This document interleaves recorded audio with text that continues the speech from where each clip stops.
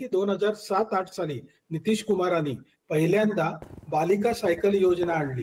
त्याचबरोबर त्यांनी कन्यांना सर्व म्हणजे जी कन्या त्या बिहारमध्ये जन्माला आली तिथपासून तिचं कॉलेज शिक्षण पूर्ण होईपर्यंत सुमारे 94,000 रुपये वेगवेगळ्या स्टेजेसमध्ये देऊन ती ग्रॅज्युएट होऊन स्वतःच्या पायावर उभी राहील अशा प्रकारची योजना ते गेले कितीतरी वर्ष राबवतात, म्हणजे 2007-8 पासून। आणि नितीश कुमार यांनी जो काही शब्द वापरले ते अगदी योग्य प्रकारे वापरले की तुम्हाला उद्योगधंदा करण्यासाठी प्रणव करावं, म्हणजे प्रवण करावं, उद्योगधंदे प्रवण करावं म्हणून तुम्हाला दिलेला हा इन्सेंटिव्हायझेशन आहे।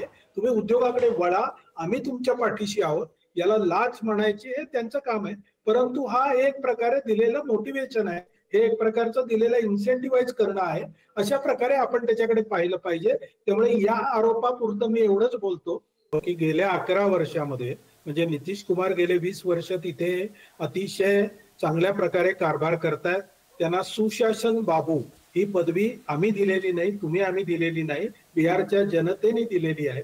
हे क्राईम रेट म्हणतात, यांनी 70 म्हणजे त्यांचं जे काही 65-70 वर्ष राज्य होतं त्या राज्यामध्ये बिहारमध्ये जो काही गोंधळ घातला होता आणि जी कट्टा संस्कृती आणली होती तीच परत या इलेक्शन मध्ये ज्या वेळेला तेजस्वी यादवांचे लोक डंडा लठ्ठ लेके बाहर निकले तो सबको मालूम पड़ गया कि वापस जंगल राज आने वाला है। लोकांच्या मनामध्ये एक अतिशय आदर आहे नितीशजी बद्दलचा की हा अतिशय स्वच्छ आणि सरळ मार्गी माणूस आहे। आणि नितीशजींनी पण भाजपनी आपण मगाशी जसं वर्णन केलं, माहिटकर सरांनी जसं वर्णन केलं, भाजप पूर्ण ताकदीने नितीशजींच्या बरोबर ती आहे। अतिशय उत्तम सुसंवादी असं काम तिथे झालेलं आहे।